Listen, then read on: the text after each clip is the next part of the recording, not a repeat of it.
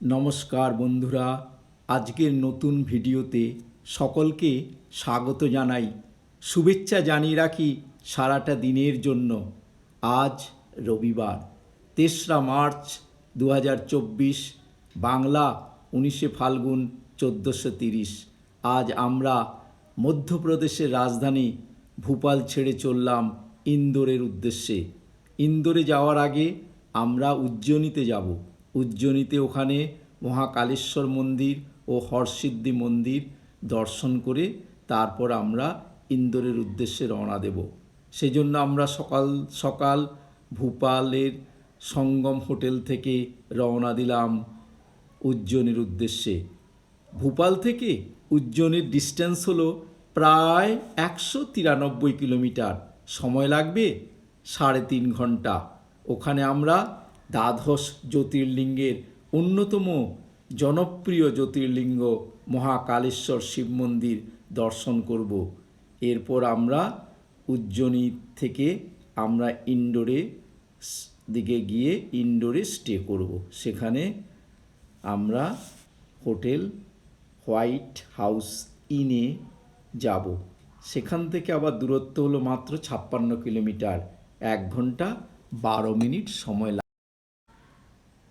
আমরা এখন উজ্জয়িনী মহাকালেশ্বর মন্দিরে যাব। এখন আমাদের বাস একটি ধাবায় দাঁড়িয়েছে। এই ধাবায় আমরা লাঞ্চ খাব।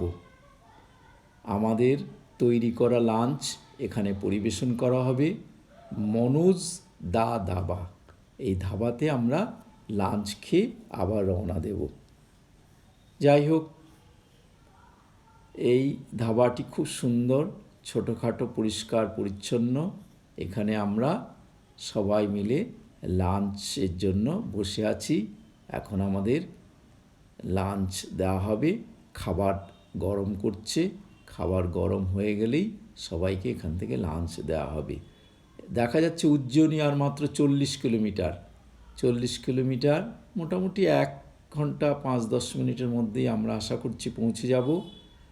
আর পথের মাঝখানে আমরা আরেকটা বড় ধাবায় এখন আমরা যাব। সেখানে আবার এই চা, জল, বিস্কুট, বিভিন্ন রকম এখানে খাবার পাওয়া যায়। এই ধাবায় আমরা এসে উপস্থিত হলাম। মহাকালেশ্বর মন্দিরে যাওয়ার কিছুটা আগে এই ধাবা, খুব বিশাল বড় ধাবা। এই ধাবায় একটা জায়গায় কাউন্টারে টিকিট কাটতে হয়। তারপর সেই পয়সা দেওয়ার পর সেই কুপন, বিভিন্ন চায়ের কুপন, জলের কুপন, সব কিছু ওই কাউন্টারের পর বিভিন্ন কাউন্টারে দিলে তারা চা, জল এবং যে সমস্ত চাউমিন, যে যা খাবে সেগুলো ওখান থেকে সংগ্রহ করা হয়। আমরা এখান থেকে নিয়েছিলাম আমলকি। এই ধাবাতে বিভিন্ন ধরনের আমলকি পাওয়া যায়। আমাদের ম্যানেজার সাহেব আমলকি কিনছিলেন। তো আমি জিজ্ঞেস করাতে বলল, হ্যাঁ, এখানে ভালো আমলকি পাওয়া যায়। উনি অনেকগুলো আমলকি কিনছিলেন। আমিও ৩ প্যাকেট বড় বড় আমলকি প্যাকেটগুলো কিনে নিলাম। খুব ভালো আমলকি, আর জল নিলাম। এখানে কিছুক্ষণ বিশ্রাম নেওয়ার পর এবার আমরা রওনা দিলাম আমাদের উজ্জয়িনীতে। দ্বাদশ জ্যোতির্লিঙ্গের অন্যতম জনপ্রিয় জ্যোতির্লিঙ্গ হলো এই মহাকালেশ্বর জ্যোতির্লিঙ্গ। আপনারা সবাই জানেন মধ্যপ্রদেশে এই দ্বাদশ জ্যোতির্লিঙ্গের মধ্যে 2টো জ্যোতির্লিঙ্গ আছে। একটা হলো এই মহাকালেশ্বর জ্যোতির্লিঙ্গ, আর অপরটি হলো ওমকারেশ্বর জ্যোতির্লিঙ্গ। আমরা 2টো জ্যোতির্লিঙ্গতেই যাব, তবে আজকে যাব এখন মহাকালেশ্বর জ্যোতির্লিঙ্গ। আমরা গেট পার হয়ে ঢুকছি। এই জ্যোতির্লিঙ্গে বিরাট বড় একটা গেট করেছেন আমাদের প্রধানমন্ত্রী। সেই শিপ্রা নদীর পাশ দিয়ে যে গেট দিয়ে প্রবেশ করা হয়, আমরা সেখান দিয়ে যাইনি। আমরা এই লেকের পাশ দিয়ে সোজা রাস্তা দিয়ে গিয়েছি। তবে এখানে দুরকমভাবে দর্শন করা হয়। একটা হলো সাধারণ দর্শন। সাধারণ দর্শন এই ডান দিকের গেট দিয়ে চলে যাচ্ছে। আর আমরা কেটেছি ভিআইপির দর্শন। সেখানে ২৫০ টাকা করে ওখানে টিকিট নেওয়া হয়েছে। এবার দুঃখের বিষয়, আমাদের সেই ভিআইপি দর্শনে সবার মোবাইল সিকিউরিটিরা রেখে দিয়েছিল। আর ভেতরে গিয়ে দেখি সাধারণ দর্শক যারা, তারা প্রত্যেকের হাতে তাদের মোবাইল ছিল। সেজন্য আমাদের খুব অসুবিধা হয়েছে। যাই হোক, মেনে নিতেই হয়। তারপর বাইরে এসে অবজেকশন দেওয়া, তো তারা বললো না, আমাদের কাছে যা অর্ডার আছে আমরা সেটাই মেনেছি। যাই হোক, আপনারা যারা আসবেন, যদি মোবাইল আটকায় তাহলে আপনারা কিন্তু সাধারণ গেট দিয়ে ঢুকবেন। এটা হলো একটা লেক, এই লেকের পাশেই মহাকালেশ্বর শিব মন্দির। এই মহাকালেশ্বর শিব মন্দির এখানে খুবই জাগ্রত শিব। আর এখানে শিবরাত্রির দিনে ভগবান শিব আর দেবী পার্বতীর শুভ পরিণয়ের স্মৃতির উদ্দেশ্যে একটা খুব মহাড়ম্বরে এখানে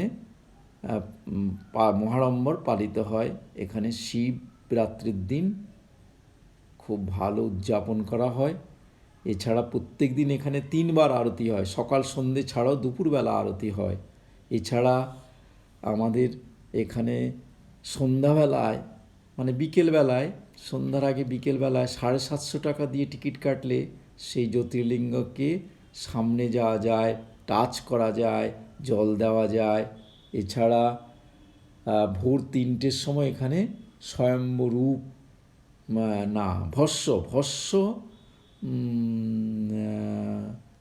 ভস্য আরতি দেখা যায়। সেই জন্য ভস্য আরতি দেখার জন্য দূর দূরান্ত থেকে এখানে ভক্তেরা আসেন। এই ভস্য আরতি খুব এখানে বিখ্যাত। ভস্য আরতির জন্য কাউন্টার খুলে যায়, সকালবেলা গেট খুলে যায় 3টের সময়, আর 4টে থেকে ভস্য আরতি হয়। যাই হোক, এই মন্দির সকাল 4টে থেকে রাত 11টা পর্যন্ত খোলা থাকে। এই যে এখানে শীঘ্র দর্শনে আমরা 250 টাকা করে টিকিট কেটে ভুল করেছি। আমরা গিয়েছি ভেতরে, কিন্তু একটাই পথ, সব দর্শনই একই জায়গায় গিয়ে মিলিত হচ্ছে। আমরা 250 টাকার টিকিট কেটে এই শীঘ্র দর্শন দিয়ে ভেতরে ঢুকেছি। মোবাইলটা আটকে রেখেছিল, আর সাধারণ দর্শকে কিন্তু মোবাইল অ্যালাও করা হয়েছিল। প্রত্যেকের হাতে ভেতরে দেখেছি মোবাইল। যাই হোক, এই যে ছোট্ট ঘরের মধ্যে এই যে জ্যোতির্লিঙ্গ আছে, এটাই আসল জ্যোতির্লিঙ্গ। ওপরেরটা কিন্তু ভিডিওগ্রাফি। আপনারা লক্ষ্য করুন, ওই ভেতরে দরজার ভেতরে যে জ্যোতির্লিঙ্গটি, ওটাই হলো অরিজিনাল জ্যোতির্লিঙ্গ। ওং নমো শিবায়, ওং নমো শিবায়, ওং নমো শিবায়।